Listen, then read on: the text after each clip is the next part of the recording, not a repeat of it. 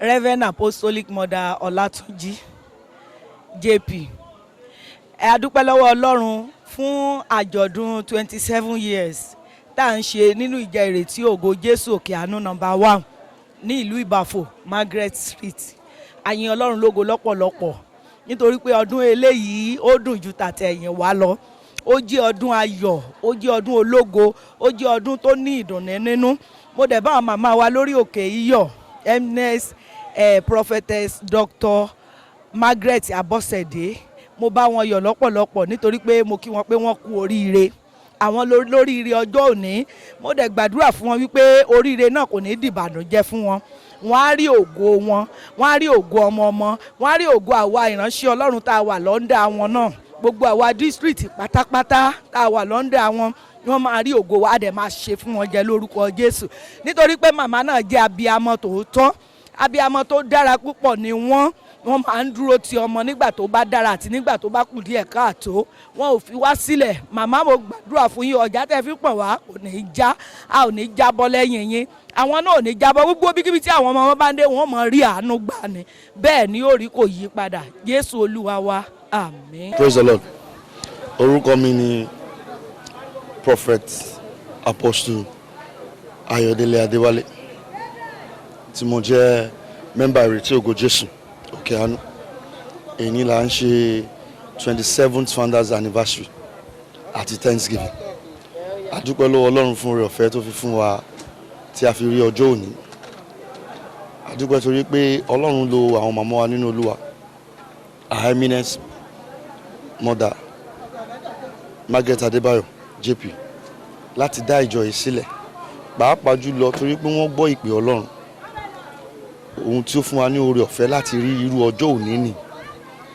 Oore ọ̀fẹ́ yẹn sì tàn tó bẹ́ẹ̀ gẹ́ tó jẹ́ pé Ọlọ́run lò wọ́n fún wa láti mú wa mọ ọ̀nà títọ́ àti ìyè. A dẹ̀ dúpẹ́ torí pé wọ́n gbọ́ ìpè yìí, torí pé ìyàwó náà jẹ́ akíkanjú obìnrin. Wọ́n sì pa òfin Ọlọ́run mọ́, wọ́n sì páyà Ọlọ́run gan. Tó bẹ́ẹ̀ tó jẹ́ pé wọ́n fi ìlànà yín yé wa dáradára, nítorí pé lẹ́yìn Ọlọ́run nìkan ni, kò sẹ́ni tá a ní, kò sẹ́ni tó lè ràn wá lọ́wọ́.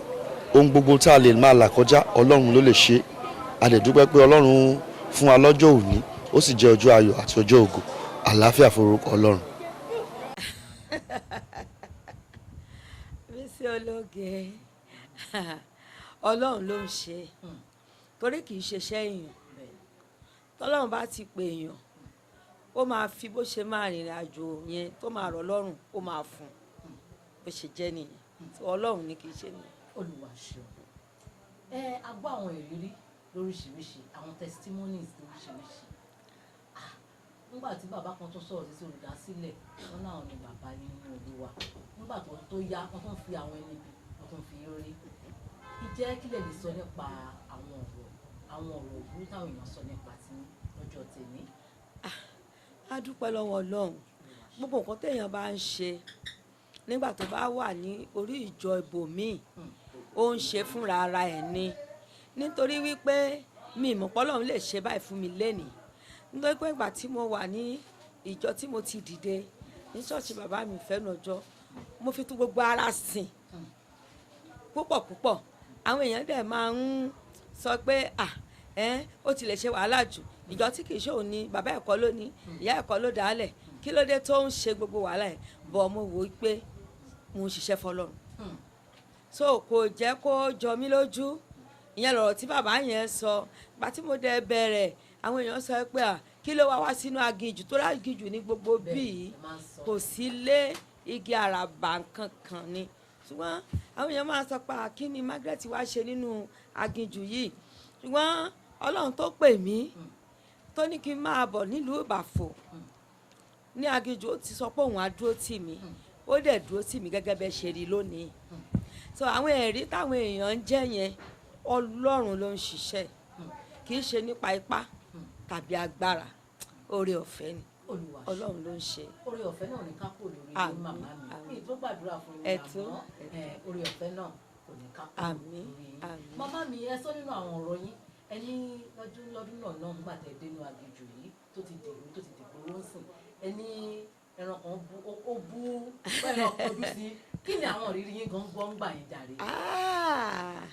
ìtẹ́ ìbéèrè yẹn tún lágbára o àwọn ìrírí mi pọ̀ o nítorí pé ọjọ́ tí mo kọ́ wá laago gbọ̀ngàn ní orí ilẹ̀ tá a fi igi mẹ́rin rólẹ̀ tá a kó ìmọ̀lé lórí níwájú Ọlọ́run àti èèyàn ẹranko kan ké ó bú gbáà mo gbé aago àmọ́ mi ní ẹ má lọ mọ́ mi mo lọ síbẹ̀ mo súnmọ́ sàlẹ̀ mo lágbo gbọ̀ngàn pé lórúkọ Jésù àwọn ọmọ Ọlọ́run la wà ń bí gbogbo àwọn ẹranko bá ṣàní kí wọ́n máa wọgbó lọ gbogbo agbára Ọlọ́run kó jọba láyìíká ẹ̀ kí àwọn ẹ̀mí òkùnkùn gbogbo kí wọ́n ṣègbé ibi ni mo ti mọ bí ọ̀rọ̀ ṣe máa ń ké lóru ibi ni mo ti rí egbére rí mi ò rí láyé mi because ọjọ́ náà mo rò wípé ẹlẹ́mìí kan fẹ́ wẹ̀ mí náà mo bọ̀ láti ilé ni òun dẹ̀ ń ràn mo wá wo gbogbo mi ìgbọ́ mo wá sí kọ́tì wíńdò mo wo gbogbo àyíká mi ìrẹ́ èèyàn kankan mo wá lọ sí ẹ̀yìn lọ́dún yàrá àwọn ọmọ mi mo gorí bẹ́ẹ̀dì wọn tọ́lá wa nìkan la wà ń bí kò sílé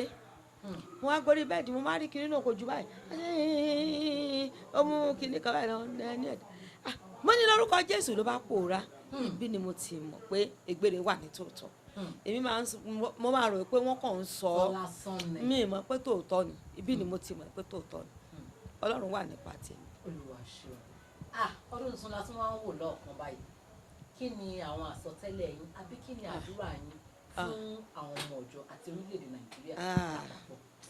ṣe rí ọdún tí láti wákàtí ìlọ Nàìjíríà máa dára ju tàtẹ̀yìnwá ó dẹ̀ máa rọ̀ wá lọ́rùn ṣe rí wọn bá pé bàbá Tinubu gbà á yìí àwọn nǹkan tó bá ń lẹ̀ lágbára kò sígbà tá à ní farada díẹ̀ á wá bẹ̀rẹ̀ sí ní wà òkè so kí gbogbo wa ká forí tì ká dẹ̀ máa gbàdúrà lórí pé láìsí àdúrà orílẹ̀-èdè ò lè dúró orílẹ̀-èdè Nàìjíríà tó dúró lé ní àdúrà ló gbé dúró lọ́dọ̀ gbogbo èèyàn ìyẹn bẹ́ẹ̀ àwọn ọmọ ọjọ́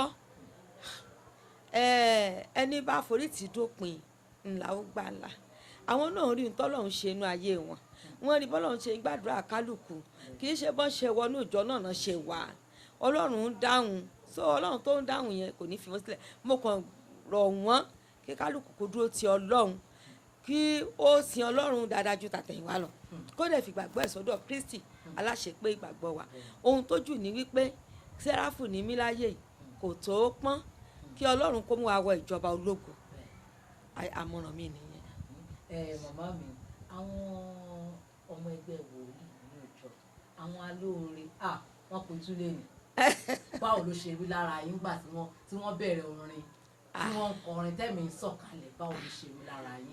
ó gbúdọ̀ rí bẹ́ẹ̀ ẹ̀yin nípasẹ̀ ẹ̀mí Ọlọ́run fi gbé ìjọ ìkàlẹ̀ èmi náà jẹ́ ìkan lára wọn tí mo jẹ́ wòlíì láti inú ìyá mi wá so ó gbúdọ̀ rí bẹ́ẹ̀ tí a bá ṣe àjọ̀dún tó ètí ẹ̀mí Ọlọ́run ò bá sọ̀kalẹ̀ kí ló fẹ́ ṣẹlẹ̀ kò yẹ kó rí bẹ́ẹ̀ nìyẹn so ó gbúdọ̀ rí bẹ́ẹ̀ níbi tí agbára Ọlọ́run bá wà láti máa rírú ẹ̀.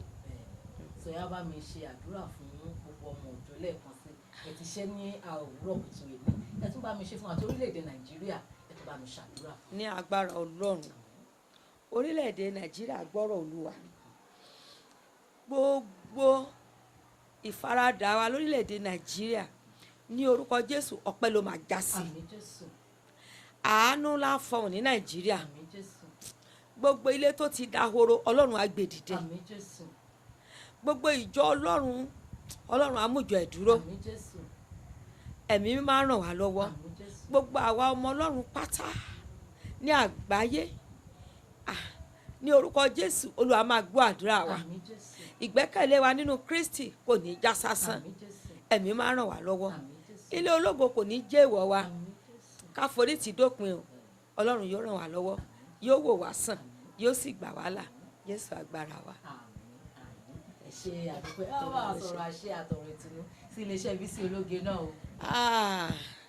Bísí Ológe show ọmọ wa ni mọ́mì wa ni èèyàn wa ni iléeṣẹ́ yẹn a máa lọ dáadáa a máa ga sí a máa gbòòrò sí Bísí Ológe gan fúnra ara ẹ̀ òkè ló wà kò ní í jábọ́ á túbọ̀ máa ní ọlá kún ọlá á níyì kún iyì gbogbo ibi tí wọ́n ti ń pè tó ti ń jẹ́ àìní lè jẹ́ mọ́ kò ní í jẹ́ pín ẹ̀ gbogbo àwọn tí wọ́n bá ṣiṣẹ́ pọ̀ ibi ò ní bá wọn náà àti rẹ àtàwọn tẹ́ bá ṣẹ́pọ̀ ibi ò ní bá yín o ẹ máa lọ sókè ẹ ní wálẹ̀ ọlọ́run Mósè á jẹ́ kí ọ̀rọ̀. We, the entire member of Ireti Ogo Jesu Church, Ibafo, we give God all the glory, all the adoration for making us to witness another year anniversary and harvest Thanksgiving. Today making it the 27th year anniversary of this wonderful church. A fi ògo fọ́lọ́run bàbá, a fi ògo fọ́lọ́run ọmọ, a fi ògo fọ́lọ́run mímọ́. A gbé Ọlọ́run ga pé ó ti ń wà pẹ̀lú wa, kò fi wá sílẹ̀. Gbogbo àdúrà wa nínú ìjọ ó ń gbà. Àwa tún dúpẹ́ pé lóòótọ́ ìlú Ìbàfò ni ìjọ náà tẹ̀dó sí, bọ̀ Ọlọ́run tún wá mú ìjọ náà kó gbèrú sí àti láwọn ẹ̀ka tó pọ̀. Kódà láìpẹ́ láì jìnnà pẹ̀lú ògo Ọlọ́run a mọ̀ pé àtúnlẹ̀ka sílùú òyìnbó. So nínú ohun gbogbo wọn ní ká máa dúpẹ́ torí ẹ̀ náà la ṣe ní ọjọ́ ìní náà ta tún yà sọ́tọ̀ láti fi gbogbo ògo àti ọlá fún Ọlọ́run ba. Olúwa kó túbọ̀ máa gba ọpẹ́ wa.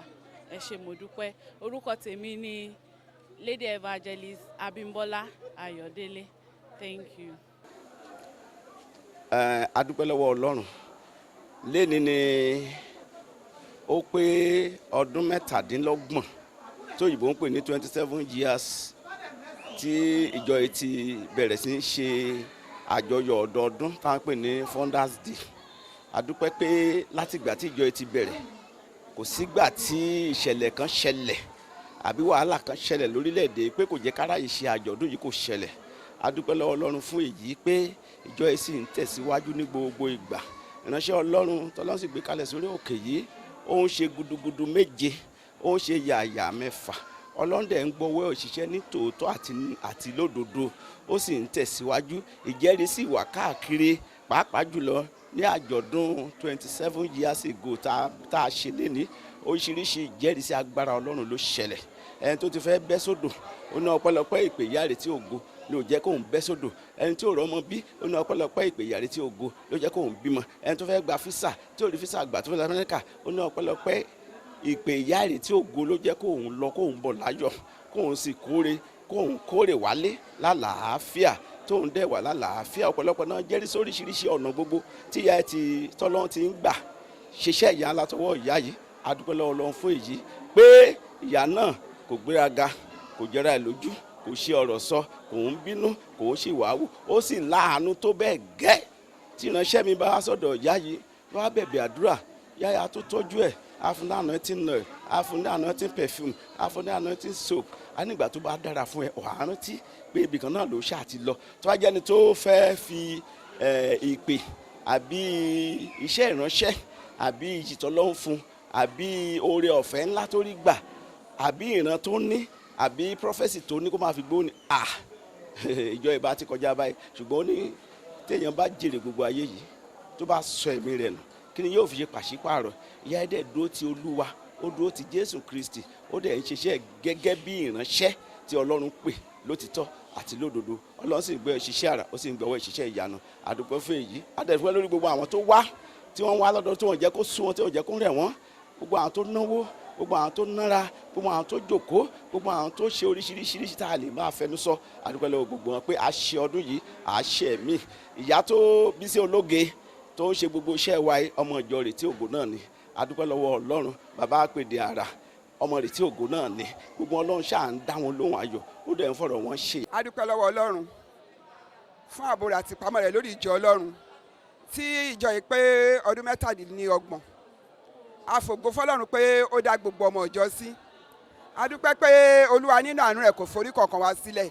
A dúpẹ́ pé Olúwa ń ṣe ààbò lórí ìjọ yìí láti orí olùdásílẹ̀ wa màmá wa tí Ọlọ́run gbé ìjọ yìí kalẹ̀ lé lọ́wọ́ wọ́n ń ṣe gudugun mélòó yàyà mẹ́fà. A dúpẹ́ lọ́wọ́ Ọlọ́run lórí ìdásí ẹ̀mí wọn. Àwọn màmá wa His Excellency Margaret Abọ́sẹ̀dé JP màmá tọ́lọ́run gbé ìjọ yìí kalẹ̀ lé lọ́wọ́ ní orúkọ Jésù àníwá wọn tì bí wọ́n ṣe ń du olórí nínú ìjọ yìí pé kó dáa fún gbogbo ìjọ àti ilé àtọ̀nà wọn kò ní dàrú. Ìjọba ọ̀run tí wọ́n ń lé náà lórúkọ Jésù kò ní jèèwọ̀ wọn. Wọ́n á jèrè iṣẹ́ Ọlọ́run wọ́n á dé jèrè ara wọn. Gbogbo ọmọ ìjọ tó ti ṣe wàhálà lé lórí wọ́n á jèrè wọn. mo gbàdúrà pé ní orúkọ Jésù ìjọ yìí ò ní túká o, ìjọ yìí ò ní fọ́ o. Èmi senior apostolic mother Abakare general secretary yóò go, mo dúpẹ́ lọ́wọ́ Ọlọ́run fóore tọ́lọ́run ṣe nínú ayé gbogbo ọmọ ìjọ. Olúwa nínú àánú ẹ̀ kó gbọ́ ọpẹ́ wa. Orúkọ mi ni Olúsọjí Ọmọ́táyọ̀ ọba àròyìn àpèrè ara ọmọ tó sikiri pàríre.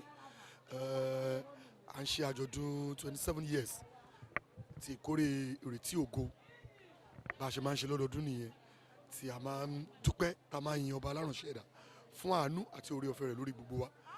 Èyí jẹ́ ọjọ́ tó ṣe pàtàkì gan nítorí pé 27 harvest wa lélẹ̀ 27th ni, inú wa dẹ̀ dùn, ayọ̀ wa kún. Adúpẹ́ lọ́wọ́ ọmọdé, adúpẹ́ lọ́wọ́ àgbà, adúpẹ́ gbogbo wọn tọ́túyà tó wá bá wa ṣe lábẹ́ Ọlọ́run bá alárànṣẹ́ ẹ̀dá olùkórè akórè ayọ̀ oore ìdùnnú sínú ayé gbogbo wa.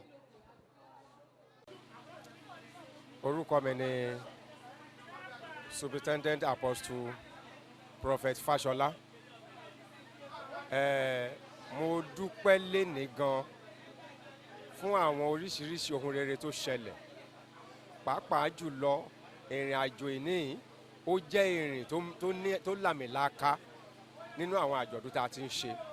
Mo gbé Ọlọ́run ga fún ìrìn àjò tá a rìn lónìí, pàápàá jùlọ lórí àwọn ọmọ mi wa, àwọn màmá wa nínú Olúwa. Wọ́n jẹ́ èèyàn tó jẹ́ wípé wọ́n kó gbogbo ènìyàn mọ́ra, wọn ò dẹ̀ ń fi àdúrà ṣeré, kò sẹ́ni tí wọn ò kì í gbàdúrà fún. Èmi náà wá gbà ní àdúrà fún wọn. Pẹ̀lú ògo Ọlọ́run wọ́n máa fẹ̀yìntì jẹun ọmọ wọn. Pẹ̀lú ògo Ọlọ́run àlàáfíà tó péye Ọlọ́run á fi jíǹkí wọn. Pàápàá jùlọ ẹni ẹlẹ́ni ò ní jẹ iṣẹ́ wọn, torí pé wọ́n gbìyànjú, wọ́n ń ṣe gudugudu méje yàyà mẹ́fà. Àlàáfíà tó péye pẹ̀lú ẹ̀mí gígùn Olúwa kó fi bá mi dá wọn lọ́lá. Abiyamọ ni wọ́n o, abiyamọ gidi ni wọ́n, abiyamọ gidi ni wọ́n. Wọ́n jẹ́ èèyàn tó jẹ́ wípé àkàndá Ọlọ́run ni wọ́n. Ọlọ́run fúnra rẹ̀ ló mọ̀ọ́mọ̀ dá wọn, tó fi jẹ́ wípé kò sí ohun tí wọ́n dáwọ́lé tí ò yọrí sí rere. Wọ́n dẹ̀ ti mọ̀ ọ́ ṣe, àìkò ní mọ̀ ọ́ ṣe kò ní jẹ́pin tiwọn láé àti láéláé. Àmín. Orúkọ mi ni senior apostolic mother prophetess Ogufolaji. À ń ṣe àjọ̀dún 27 years ní èní. Ó sì jẹ́ àjọ̀dún tó jẹ́ kókó nínú ìjọ wa ní ọdọọdún gẹ́gẹ́ bí àjọ̀dún àti ìkórè èyí tí a ṣe lọ́dún yìí. Mo gbàdúrà pé lọ́dún tó ń bọ̀ a ò ní wá ẹnikẹ́ni tì. Gbogbo àwọn tí a fìwé pè lọ́dún yìí lórúkọ Jésù, lọ́dún tó ń bọ̀ lórúkọ Jésù wọn ó kún fún ògo tuntun.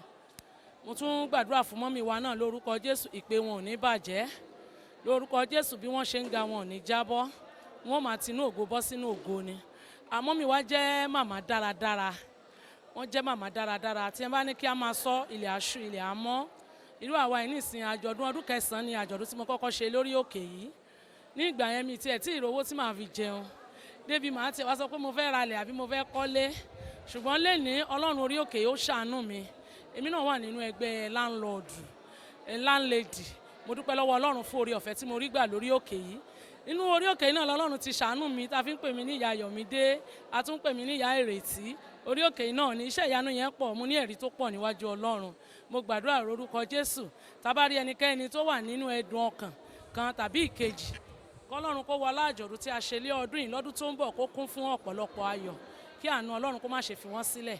Gbogbo wòlíì ìjọ yìí mo kí wọn, mo kí gbogbo àgbà pẹpẹ, mo kí gbogbo àwọn àlejò tá fìwé pè láì ṣẹ́kù ẹnì kankan, mo kí gbogbo àwọn akọrin náà, wọ́n ṣe wọn kú iṣẹ́ lórúkọ Jésù, àwọn níwá wọn tì. Mo kí gbogbo àwọn conference wa náà tó jẹ́ parish wa lórúkọ Jésù, wọn ní sọnù lórúkọ Jésù. Bọ́n ṣe wá tọdún yìí lórúkọ Jésù, á tún rí wọn lọ́dún tó ń bọ̀. Ìjọ Ọlọ́run táwọn náà ti fi sílẹ̀ tán wá síbí lórúkọ Jésù, ìjọ yẹn ò ní túká, agogo gbàǹjo ò ní lù ń bẹ̀. Jésù Olúwa wa. Okay, my name is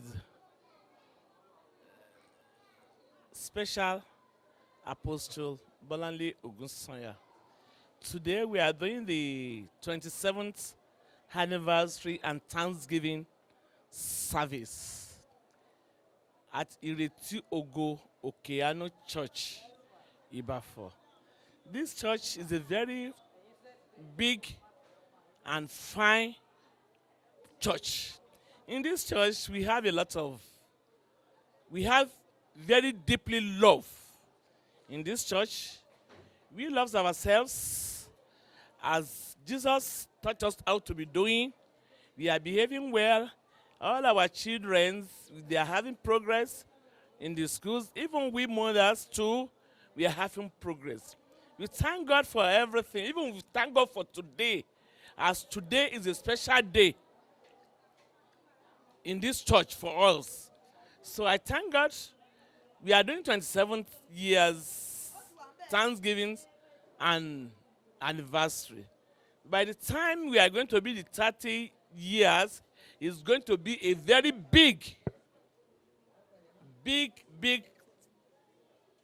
party. So we pray that in this church, all of us, we are trying our best. Even our mother in the Lord is trying for us. He have lots for everybody, both for the children, the adults, for the papa and the mama, the mothers in the church. We thank God for our life. Even our mommy Gio and daddy Gio, we are doing well. We thank God. By this time of next year, our thanks of next year will be even better than this one of this year. I take this opportunity to thank our BC Ologe for assisting us, for coming to interview a lot of people here. God will continue to bless her and her children. Orúkọ mi ni senior apostle Philip Babadamunare Ayọ̀délé bàbá ìjọ Ireti Ogo. Mo jẹ́ ọmọ ìlú Ìṣèkìtì, ibi tá a gbé mọ́mì tó ń ṣàjọ̀dún lẹ́ni. So inú mi dùn sí nǹkan tá a ṣe lẹ́yìn torí pé mi ò rún fún ìṣọpẹ́ torí mọ̀ mi gbà mí nígbà tí mo fẹ́ ṣubú òun ló gbé mi dìde, kò jẹ́ kí n ṣubú. Síbẹ̀síbẹ̀ báyìí bó ṣe wà yìí kò sọ pé àgbàlagbà ni mí, ó sì ń tọ́jú mi, á fún mi lówó, á fún mi lóúnjẹ, á ṣe gbogbo nǹkan tẹ́ mo fẹ́ ló ń ṣe fún mi. Kọ́ lọ bá ń gbé sókè, kọ́ lọ bá ràn án lọ́wọ́, kó má ṣubú ẹ̀mí, kó má ṣubú fọ́tayọ̀, kí àwọn ọ̀tá ẹ̀ kó má ṣubú lójú ẹ̀, kó má gòkè lọ. Àwọn ọmọ ẹ̀ kọ́yànjú nígbà tí àsìkò bá tó fún àwọn láti yàn, láti lọ́kọ, láti láya, kán ya kọ rere, kán ya rere, kán má ṣe kúrò, kán má ṣe máa kúrò, kán má ṣe dààmú. Jésù Olúwa wa, àmín. Mo dúpẹ́ o, ṣé o. Superintendent Apostle Abayomi. I'm a member of this church and I really enjoy the service. May God bless the woman. The woman is good, he's a good spiritual leader. May God bless his work. May God bless us who are worshiping under him. May he grow in strength and so that we can enjoy the fellowship in heaven when we go and get to where we come from. So it is an interesting service. Hope you see next year. Jesus' name I pray. Orúkọ mi ni Superintendent Apostle Elijah Oyetoji alias Esute Junior láti ìjọ St. Matthew Ìlérí Olúwa Kìíyẹ̀ Arépo. Orúkọ mi ni Superintendent Apostle Michael Arulogun Ọbáfẹ́mi Owódé Divisional Chairman. Mo ti mọ ìyàwó Adébáyọ̀ ti pẹ́ pé nǹkan tó wù mí nínú ayé wọn ni pé wọ́n ní ìrẹ̀lẹ̀, wọ́n ti ẹ̀ ń gbéraga rárá, wọ́n rẹra wọn lẹ̀, Ọlọ́run sì ń gbé wọn ga, ó ń gbéjọ wọn ga. A dúpẹ́ fún àjọ̀dún èní bí Ọlọ́run ti bẹ̀rẹ̀ àti bí a ṣe mú wá sí ìdánidúró. Àdúrà mi sí wọn ni pé wọ́n ó ṣe ọ̀pọ̀lọpọ̀ ọdún láyé, ẹni ẹlẹ́ni ò ní kó èrè iṣẹ́ wọn, lórúkọ Jésù Kristi Olúwa wa. Orúkọ mi ni Superintendent Apostle Pastor Adesina. A dúpẹ́ fún oore ọ̀fẹ́, fún àánú ẹ̀ lórí wa wípé ọdún ìṣojú wa. Mo dẹ̀ kí màmá wípé wọ́n kú ọ̀pọ̀lọpọ̀ ọdún, wọ́n dẹ̀ kú sùúrù, mo dẹ̀ gbàdúrà pé wọ́n á máa tẹ̀síwájú. Àsìkò yìí ló pé 26 years tèmi náà dé inú ìjọ, èmi náà dẹ̀ rí pé mo gbà tẹ̀síwájú bí ìjọ Ọlọ́run ṣe ń gbà tẹ̀síwájú. Lágbára Ọlọ́run àríwá wọn tì, á kó wa jẹ̀pẹ́ o, ire àtàánú yóò máa bá wọn gbé o. Jésù Olúwa wa. Fún àjọ̀dún òní tí Margaret ṣe Ìrètí Ògo, àjọ̀dún 27 years ní agbára Ọlọ́run yóò ṣe ọ̀pọ̀lọpọ̀ ọdún láyé, yóò sọ ọgọ́rùn-ún ọdún láyé. Lágbára Ọlọ́run alààyè, iṣẹ́ ìránṣẹ́ rẹ̀ ò ní dòkú. A dẹ̀ dúpẹ́ lọ́wọ́ Ọlọ́run gbogbo àwọn tí wọ́n wá bí lónìí bí wọ́n ti padà sílé wọn ó padà sílé láyọ̀ àtàlàáfíà ẹ̀mí ọlọ́run kò ní fẹ́ ẹnìkankan wọn sílẹ̀ ẹ̀mí ọlọ́run kò ní dágbére fún wọn ìjọ kọ̀ọ̀kan tó wá bí lónìí ìpadà sílé wọn yóò já sí ayọ̀ ẹ̀mí ọlọ́run kò ní fi ìjọ kọ̀ọ̀kan sílẹ̀ gbogbo bàbá tí wọ́n ti wá tẹ̀ ti lọ ẹ̀mí ọlọ́run ò ní dágbére fún wọn a dúpẹ́ lọ́wọ́ ọlọ́run pé màmá wa ṣe ọdún náà pẹ̀lú ayọ̀ àtàlàáfíà lámọ̀dún àròyẹ̀ ayọ̀ rẹ̀ yóò tún pọ̀ jù báyìí lọ yóò ṣe rere yóò láyọ̀ ìdùnnú oore rẹ̀ tọ́ka sí olùwàṣẹ́nu àárẹ̀ wọn orúkọ tèmi ni Superintendent Apostle Elijah Oyetunji.